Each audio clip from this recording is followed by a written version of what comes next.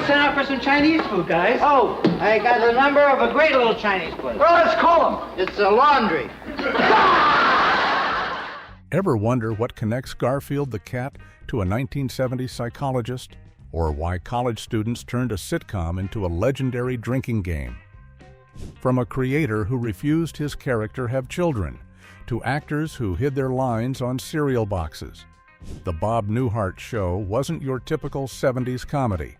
Behind the deadpan humor and Chicago high-rise apartment lay bizarre production secrets, tragic real-life parallels, and one of television's most mind-bending finale connections.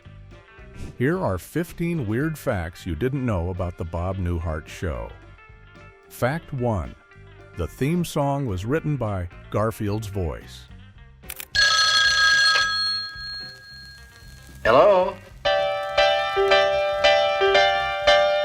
If you've ever hummed along to the warm, jazzy piano theme of the Bob Newhart Show, you might be surprised to learn that the man behind that music would go on to become one of the most recognizable voices in animation history. Lorenzo Music co-created the series alongside David Davis and composed the iconic theme song with his wife Henrietta, but that was just the beginning of his remarkable career.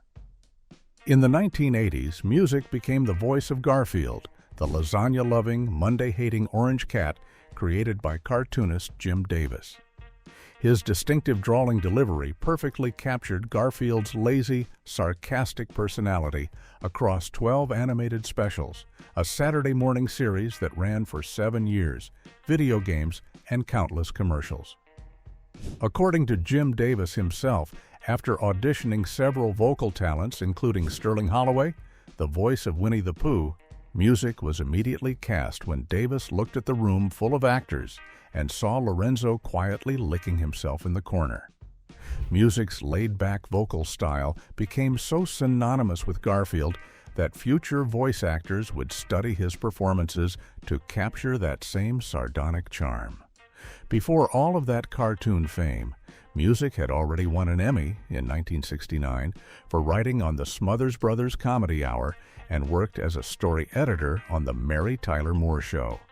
He also created the spin-off series Rhoda, where he voiced the unseen but hilarious Carlton the Doorman.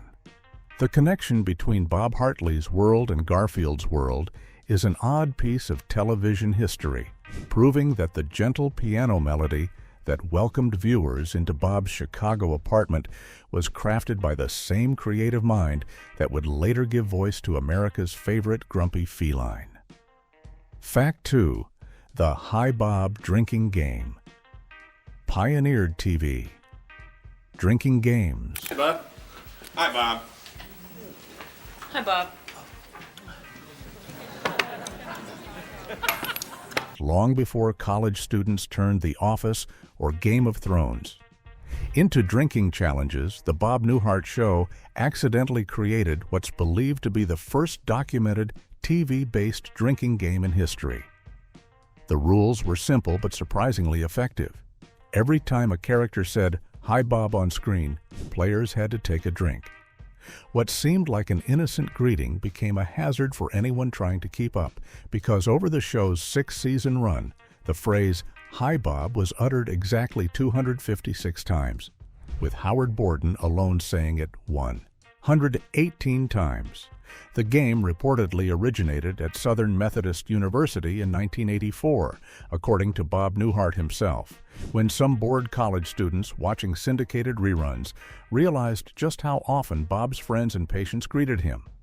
The phenomenon spread rapidly across American university campuses throughout the 1980s, passed along by word of mouth long before the internet could spread such traditions. Author Lisa Birnbach documented the game in her 1984 book after 2 years of field research on college campuses, calling it a new sensation. The drinking game became such a cultural touchstone that Saturday Night Live created an entire sketch about it when Bob Newhart hosted in February of 1995, featuring Chris Farley and Chris Elliott getting progressively drunker as people kept greeting Newhart backstage.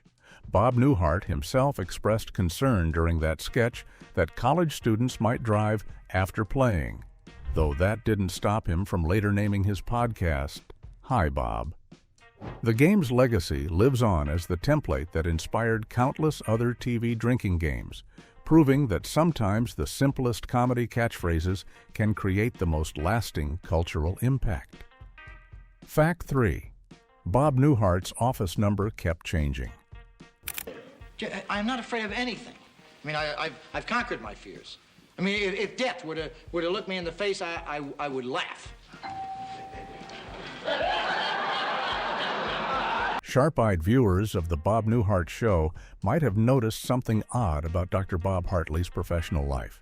His office couldn't seem to keep a consistent street address. Throughout the series, Bob's office door number mysteriously alternated between 715 and 751, sometimes changing multiple times within a single episode. In one particularly glaring example from Season 2, the door clearly reads 7:15 when seen from outside the office. But when Bob and a patin leave the room moments later, it suddenly displays 7:51 again. This wasn't a continuity error that happened once or twice and got corrected. It persisted throughout multiple seasons with no explanation or acknowledgement from the characters. The office itself never changed location within the Chicago Medical Building, and Bob never mentioned moving to a different suite, yet the numbers kept flip-flopping as if the building's numbering system had a mind of its own.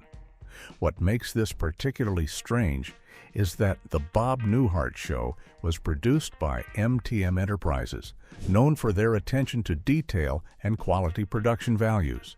Yet this obvious inconsistency somehow slipped through repeatedly.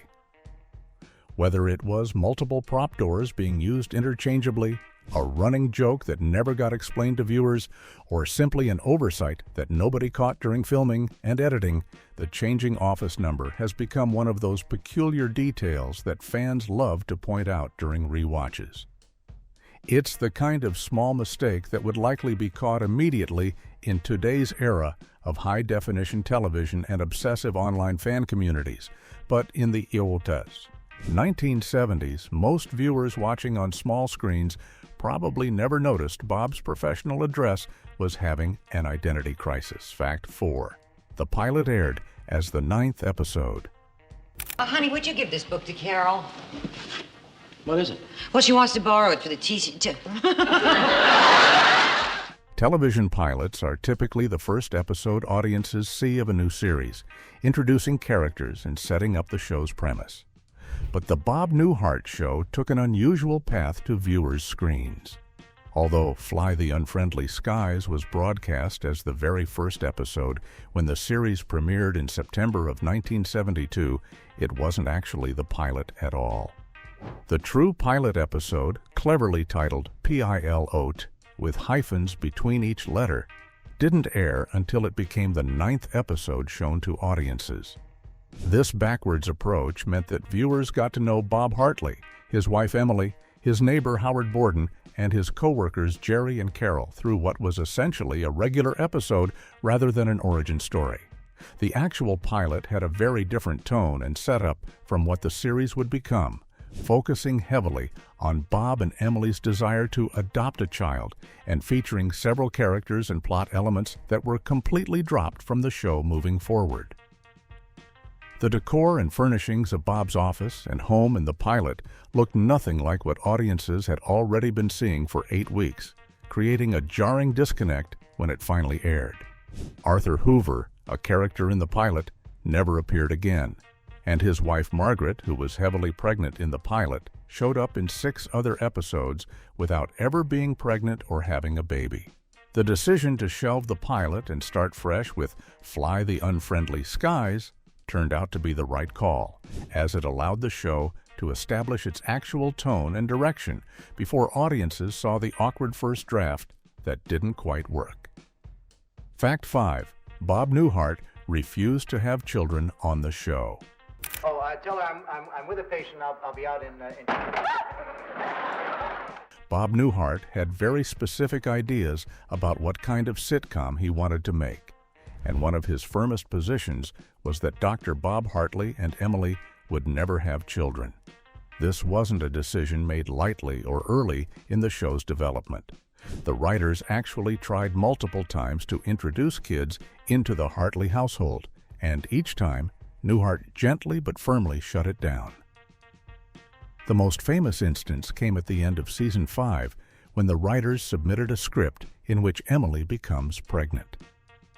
When producer Michael Zinberg called to see what Bob thought of the script, Newhart said he found it very funny and well written, then paused and asked a simple question. "Who's going to play Bob?" It was his polite way of saying the show would fundamentally change if they went through with it, and he wasn't willing to be part of that version. Newhart's reasoning was straightforward.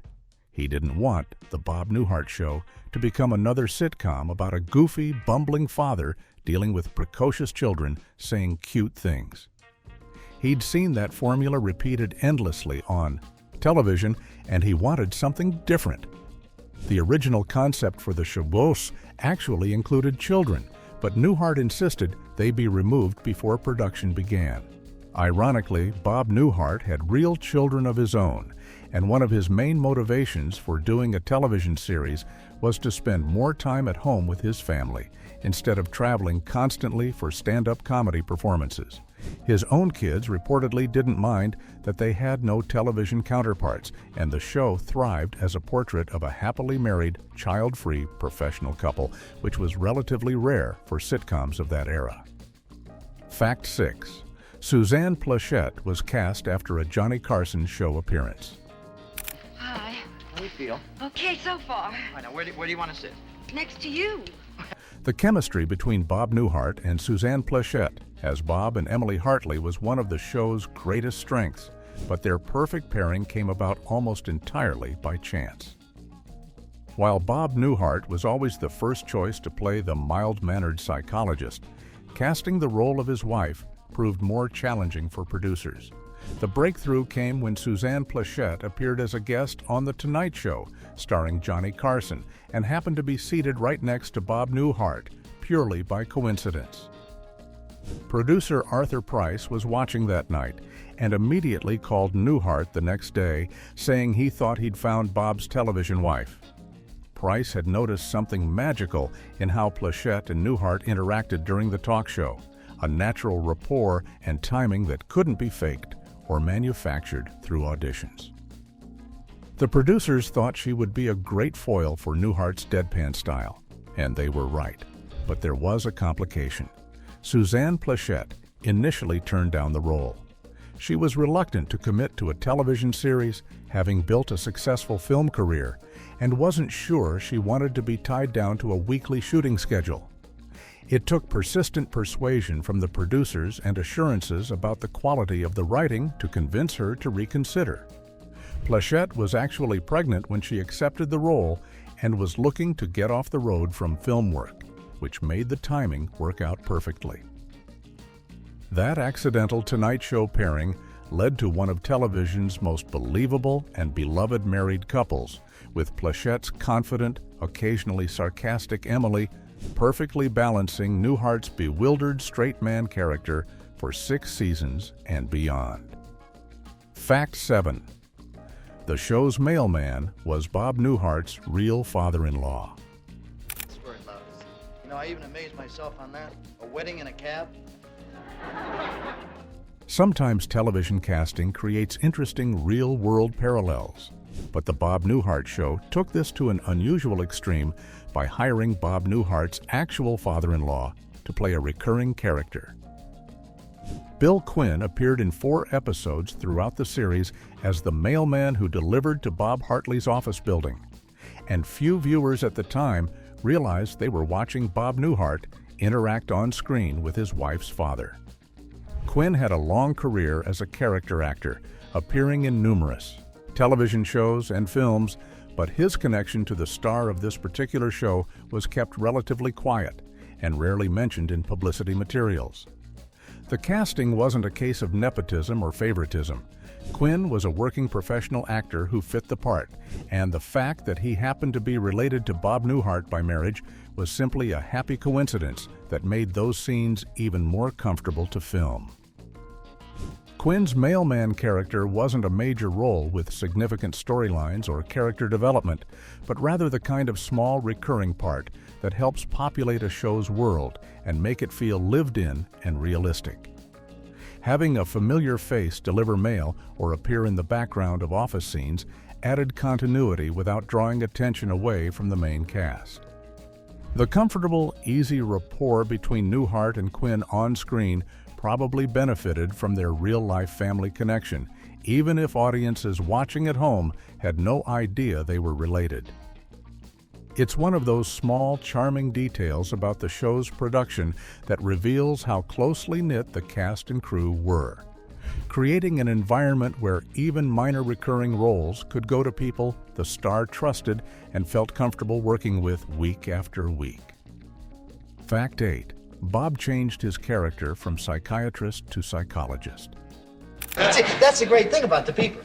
You know it's going to happen, but you don't know when. Before the Bob Newhart Show went into production, Bob Newhart read through the initial premise and immediately identified a problem that needed fixing. The original concept called for his character to be a psychiatrist, but Newhart insisted on changing the profession to psychologist, and his reasoning revealed a thoughtful ethical concern about comedy. Newhart explained that a psychiatrist would naturally be dealing with seriously mentally ill patients who required medication and intensive treatment, and he felt uncomfortable with the idea of mining that kind of genuine suffering for laughs. He didn't want the show to make fun of people struggling with severe mental illness or to portray their conditions as punchlines. By making Bob Hartley a psychologist instead, the show could focus on patients with more everyday neuroses, relationship problems, and minor anxieties that felt relatable and could be played for gentle humor without crossing ethical lines. This change allowed the series to feature characters like the perpetually grumpy Elliot Carlin, the timid Mr. Peterson, and the knitting Mrs. Bakerman, whose quirks and complaints were exaggerated for comedic effect, but never portrayed as debilitating mental illness requiring serious medical intervention. Newhart's insistence on this distinction shows a level of thoughtfulness about comedy that wasn't always common in 1970s television, where many shows took a more cavalier approach to sensitive topics. The adjustment from psychiatrist to psychologist might seem like a minor detail, but it fundamentally shaped the tone of the series and the types of stories it could tell, ensuring that the humor came from recognizable human behavior rather than from mocking people with genuine psychiatric disorders. Fact 9. Emily's TV husband later became her real husband. Bob, tell me about Amy. It's late, Emma. No, it's not. One of the most touching behind-the-scenes stories from the Bob Newhart Show involves a romance that took more than 40 years to fully bloom. Tom Poston, who played Cliff the Peeper Murdoch, Bob Hartley's prankster college friend from Vermont, ended up marrying Suzanne Plachette in real life. But their connection went back decades before either of them appeared on the show. Poston and Plachette had originally met and dated in 1959 when they performed together in the Broadway comedy Golden Fleecing. But life and career took them in different directions. They both married other people and remained friends over the years, with Poston eventually becoming a regular cast member on Bob Newhart's second sitcom, Newhart, as handyman George Utley, while Plachette continued with her film and television career. Tom Poston's third wife, Kay, died in 1998 after a long battle with ALS, and Suzanne Plachette lost her second husband, oil millionaire Tommy Gallagher, to lung cancer in 2000.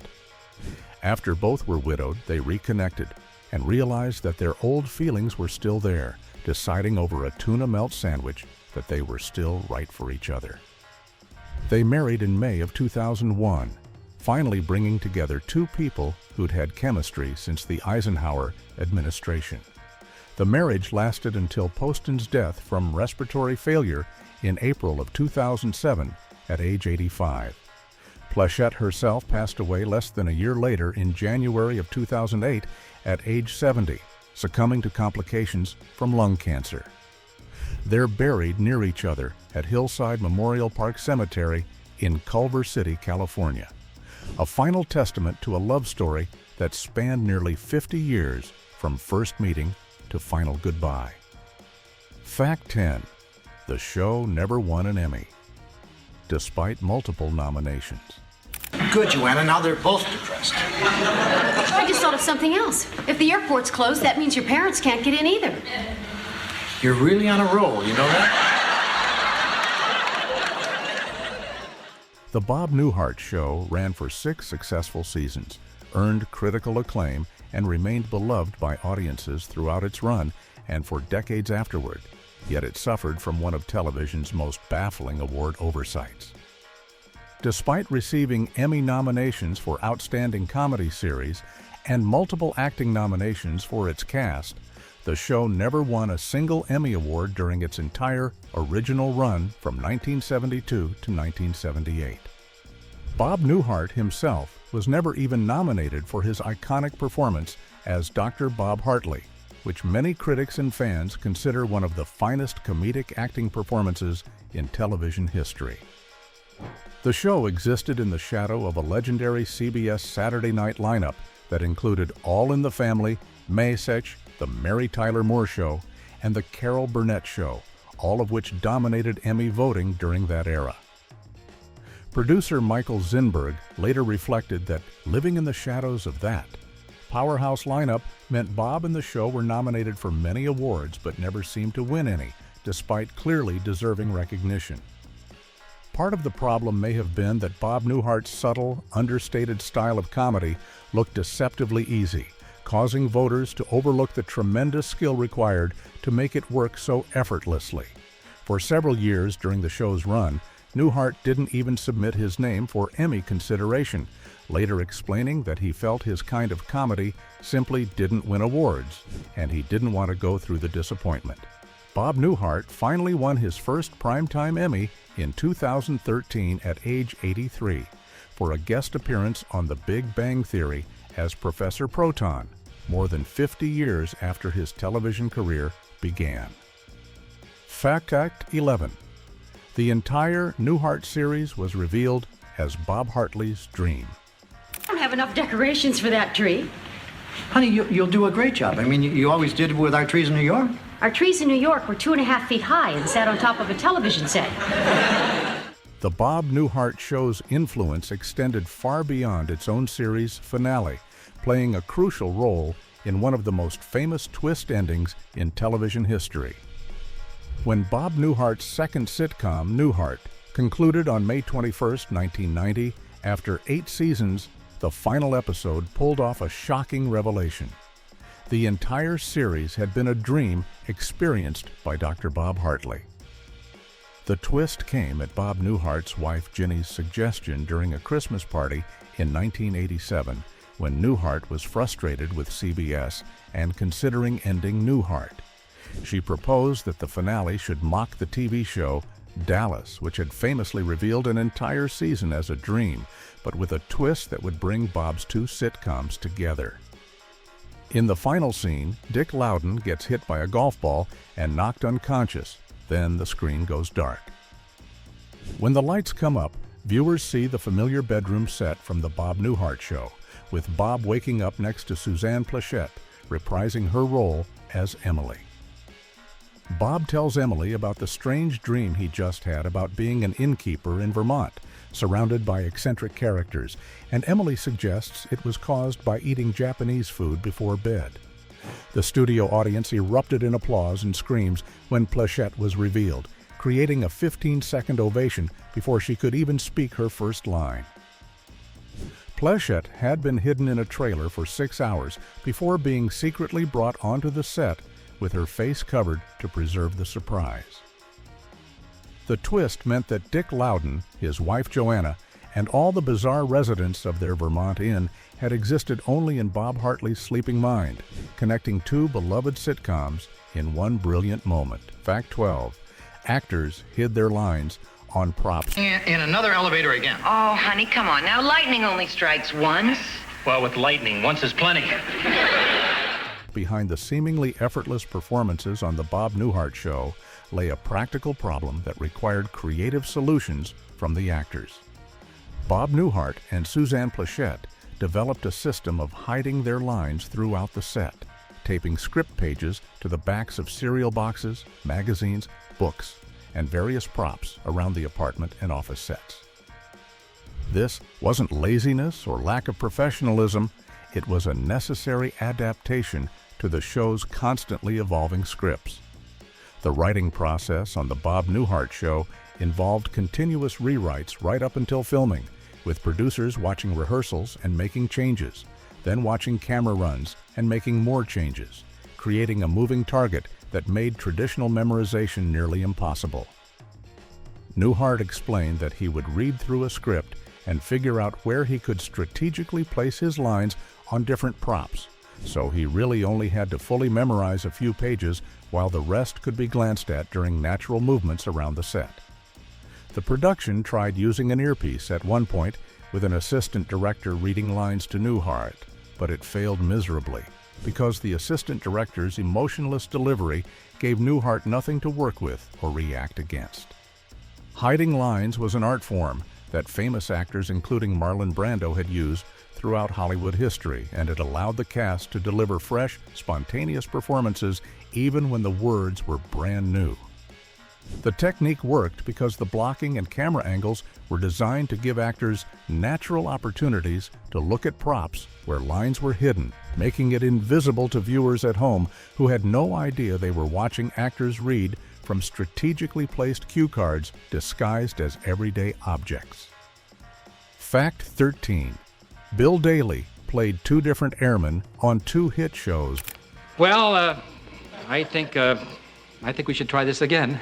And then Bill Daly managed to achieve something remarkably unusual in television history by playing aviation professionals on two separate long-running hit sitcoms just 2 years apart. Before he became Howard Borden, the friendly but scatterbrained airline navigator who lived across the hall from Bob Hartley, Daly spent 5 seasons from 1965 to 1970 playing Major Roger Healy, an astronaut and best friend to Larry Hagman's character on the NBC fantasy sitcom I Dream of Jeannie. As Major Healy, Daly portrayed a military test pilot working for NASA during the height of the space race, dealing with the magical chaos caused by Barbara Eden's Jeannie. Then, just 2 years after I Dream of Jeannie ended, Daly landed the role of Howard Borden on The Bob Newhart Show, this time playing a commercial airline navigator who later became a co-pilot. Howard became famous for his regular intrusions into the Hartleys' apartment to borrow things, mooch meals, or get help watching his son, usually greeting Bob with an enthusiastic, "Hi, Bob," that contributed to the infamous drinking game. The 1991 reunion special for The Bob Newhart Show actually acknowledged this strange double aviation career when Howard mentions having once dreamed he was an astronaut in Florida for 5 years, followed by clips from I Dream of Jeannie showing Daly in his Major Healy role. Daly and Bob Newhart had actually been friends since the 1950s in Chicago before either of them became famous, which made their work together on The Bob Newhart Show particularly comfortable and natural. Daly's ability to play lovable, slightly bumbling characters in uniform made him perfect for both roles, creating an odd legacy as television's go-to guy for playing men who worked in the sky. Fact 14. Marcia Wallace survived breast cancer and became an advocate. Well, you have to be an atomic scientist to change a typewriter ribbon these days. Any fool can do that. It's easy. Behind Carol Kester's wisecracking, brightly comedic presence on The Bob Newhart Show was an actress facing serious real-world challenges. Marcia Wallace, who played Bob and Jerry's sharp-witted receptionist for 139 of the show's 142 episodes, was diagnosed with breast cancer in 1985, just 7 years after the series ended. Rather than retreating from public life, Wallace transformed her diagnosis into a mission, becoming a passionate and tireless advocate for breast cancer awareness and early detection. She spoke to thousands of women across the country every year about the importance of screening and catching the disease early, using her celebrity status and natural comedic gifts to make people comfortable discussing a frightening topic. In 2007, Wallace received the Gilda Radner Courage Award from New York's Roswell Park Cancer Institute in recognition of her advocacy work. Her personal struggles went beyond cancer. She discovered she had breast cancer the evening before her wedding to Dennis Hawley, endured treatment, then found she and her husband couldn't conceive children. They adopted a son named Michael, but 5 years later, Hawley was diagnosed with pancreatic cancer and died after a lengthy illness in June of 1992, leaving Wallace emotionally and financially devastated. Her friends Bob Newhart and Suzanne Plachette helped organize a fundraiser at the Pasadena Playhouse to help Wallace out of debt. She published an autobiography in 2004 titled "Don't Look Back, We're Not Going That Way," chronicling her battles with cancer, widowhood, depression, and other challenges. Wallace ultimately died on October 25, 2013, at age 70 from respiratory failure related to complications from breast cancer, having survived as an advocate and survivor for 28 years after her initial diagnosis. Fact. 15. Bob's mother's age created an impossible math problem. Hide French postcards in here under my sweaters. No, dear. You hid them in this drawer.